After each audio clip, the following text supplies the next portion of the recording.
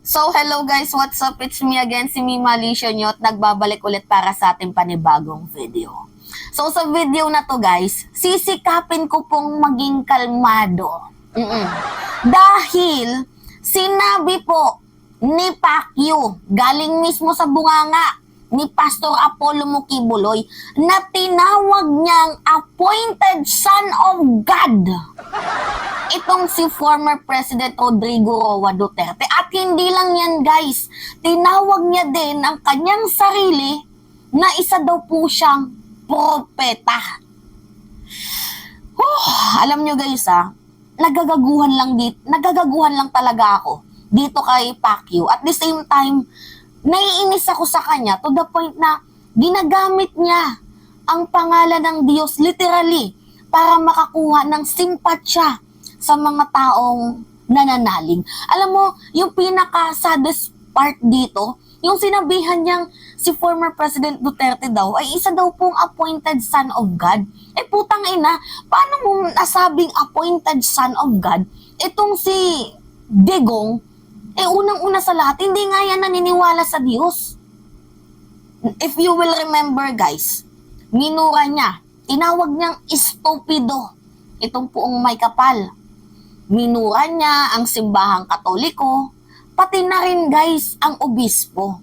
So, paano mo nasabi na appointed son of God itong si former President Duterte?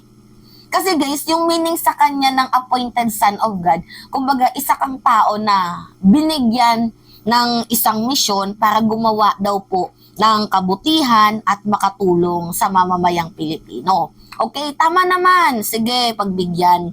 Pero, yung point mo na tawagin appointed son of God, itong si former President Duterte, hindi naman po siya nakagawa ng kabutihan. Or in fact, sa extrajudicial killing, sa bloody drug war ni former President Duterte, how many people were killed during the bloody drug war campaign of former President Duterte? Diba? According to the PNP, 7,000. Pero yung mga hindi daw na record ay umaabot po ng 30,000 people. So, hindi ko mahanap kung saang parte naging mabuti itong si former President Duterte. Kapwa niya nga Pilipino, tinitegi niya, sinusukti niya. Diba? Nagagaguhan lang talaga ako no? Napakabastos. Kung yan po yun, kasi galing mismo yan guys sa bibig ni Pacquiao, nababastusan lang talaga ako. Pakinggan nyo to guys pakinggan nyo. Ako po, appointed son of God ako sa field ko ngayon. Nakita ninyo, isa akong ebanghilista, isang propeta, at appointed son of God ako para ipahayag ko ang mensahe ko sa buong sanlibutan. At ako naatasang mapaitayo ang kanyang kaharian dito sa lupa na kung saan ang mga anak ay pupunta, magsisisi at magbabago ang kanilang buhay. Wait lang. Magsisisi at magbabago ang kanilang buhay, inatasan para gumawa ng kabutihan. Pero, bakit merong mga reklamo ukol sa'yo? 'Di ba? Gumawa ng kabutihan pero sandamakmak ang human rights abuses na di umano'y ipinupukol sa'yo. Tapos hindi ka sumisipot. Ano ba yan, Gibbs? Ano ba yan? Isang kabulshitan tong mga sinasabi niya. Tapos may gana pa siyang magsabi na gumawa ng kabutihan, mahalin mo ang kapwa mo.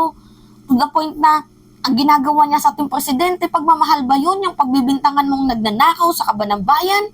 Pagbibintangan mong drug addict, pagbibintangan mong nag-arkila ng budo at mga witchcraft, para gumawa ng pag-aswang sa Malacanang, nagsisex orgies.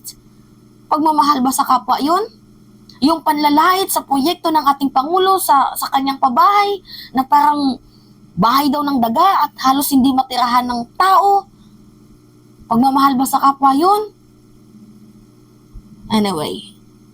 Appointed po ako doon. Hindi lahat appointed doon Ako po, appointed ako doon.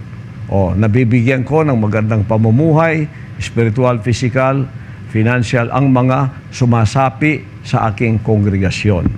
Ayun po, ang pagiging appointed. Kayong lahat appointed. Si Eric, appointed son of God to spread and inform the people about the evils of the CPP and PNDF.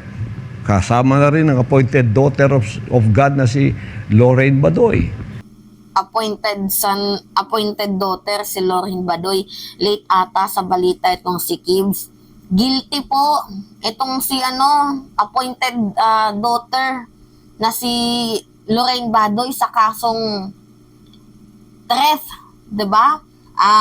Income tawag dito. Ano yung kaso ni Lorraine Badoy? Balikan nga natin, guys. Guilty po siya sa indirect contempt. Diba? Kaloka. Anyway, going back sa ating topic. Si Pangulong Duterte, appointed son of God to become president of our country for the time na natulungan niyang mabuti ang ating bansa na umahon at pagkatapos magkaroon ng build. Ayun. Okay. Tinulungan daw para makaahon ng bansa. Formally issue, 51 billion issue, 2.7 billion issue confidential funds ni Sara, Pogo issue, Chinese, West Philippine issue, 15 trillion na utang, if I'm not mistaken, na iniwan ng Duterte administration.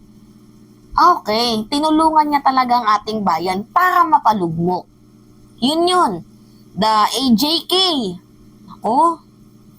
Nako, wag kami Kibbs. Para namang sinasabi mong pinanganak kami kahapon. Anyway. Ganon po yun. Ganon din ang ating Pangulo ngayon. Itinalaga siya ng Diyos. Appointed son of God for his presidency in the time being. Oy, pansin nyo parang biglang kumambyo si Pastor Moki Buloy. Bakit kaya? Bakit kaya? Dahil ba ito sa narinig niya na pinapa-atensya ng ating Pangulo? Nako exciting to Exciting to. Na ngayon, nandiyan siya. Ayun, para gawin mo ang tama, gawin mo ang mabuti, gawin mo ang nararapat, at nakakatulong ka sa iyong kapwa-tao. Yan yung ginagawa ngayon ni President Marcos. Ginagawa ang tama. Ginagawa ang dapat. Diba? Kagaya ng sinabi niya, umattend ka sa hearing sa Senado kasi yun yung tama. Harapin mo yung mga di umano'y aligasyon sa'yo. Mga ipinupukol sa'yo. Harapin mo. Kung wala kang pagkakasala, di clear. Simple as that. Diba? So, ginagawa talaga ni President Marcos ang tama. Okay. Nandun po yun sa scope ng love your neighbor as yourself. When you love your neighbor as yourself, you have obeyed the love God with all your heart. Kasi kung wala kang pagmamahal sa iyong kapwa, natulungan mo siya, nagbagong buhay niya, at siya ay naging mabuting tao, pagmamahal na po sa Diyos yun. Natupad mo na yung 2 commandments na yon. So, kung ano man ang ibinigay sa iyo na appointment dito sa lupang ito upang gawin ang kabutihan, appointed son of God ka sa field mong iyon. Okay? Yan, kung ano po ang field ninyo ngayon, appointed son of God kayo doon. Okay. So, si Mima ba? Appointed daughter of vlogger? Ako sa totoo lang guys, yung paniniwala ko sa Panginoon, nasa puso ko yan. Yes. Nagmumura man ako, pero nandito yung Panginoon sa puso ko. With heart. Nandoon po yung sinseridad ko. Pero hindi po ko yung klase ng tipo ng tao na plastic. Nilalabas ko yung kung sino ako. Hindi ako magpapaka-plastic para magustuhan ninyo ako. So, mga tao, sinasubscribe nila ako kasi napaka-organic ko daw. Hindi ako nagpapaka-plastic. Kung sino ako, kung ano yung nakikita nyo sa personal, ganun din ako. But anyway, ito nga lang, going back sa ating topic. Isa talaga sa pinaka, tumagilid sa akin at nabastusan ako dito kay Kibuloy, the way niya natawagin na appointed son of God, itong si former President Duterte. Kasi, di ba, appointed son of God ka, gumagawa ka ng kabutihan. Kabutihan ba yung pumatay sa kapwa Pilipino? Ha? Kabutihan ba yung takutin mo, pagmumurahin mo ang kapwa mo Pilipino? Tama ba yun? Parang mali naman ata yun at malaking kahihiyan na tawaging appointed son of God itong si former president. Son of God, pwede. Kasi lahat naman tayo anak ng Diyos. Pero appointed, mukhang mali. Kasi when you say appointed, nandoon ka sa isang misyon para gumawa ng kabutihan, ng malasakit sa kapwa mo. Diba? Tumutulong ka. Pero itong si former president, hindi na nga nakatulong. Tapos, gumagawa pa ng human rights abuses, tapos tatawagin mong appointed son of God. Hibang ka ba? Hindi nga, hibang ka ba? Lakas ng tama ng fentanyl Hindi ko sinasabing gumagamit ka, pero, fentanyl, yung isa sa mga niyan is yung confusion. So, naku-confuse ka ba? Ibs? Nako?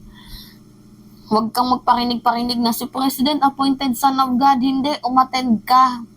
Yun. Umattend ka sa mga di umano'y reklamo at isinampa sa'yo. Patunayan mo ang sarili mo kung wala ka nga ba talagang pagkakasala. Diba? Ganun lang kasimple. Simple as that. Pero bakit tila baga, parang nakikipagpatentero ka pa sa batas ng Pilipinas? Nagmamatigas no? Anyway, yun lamang ho guys. So that's me again, si Mima Alicia at nagbabalik ulit para sa ating panibagong video.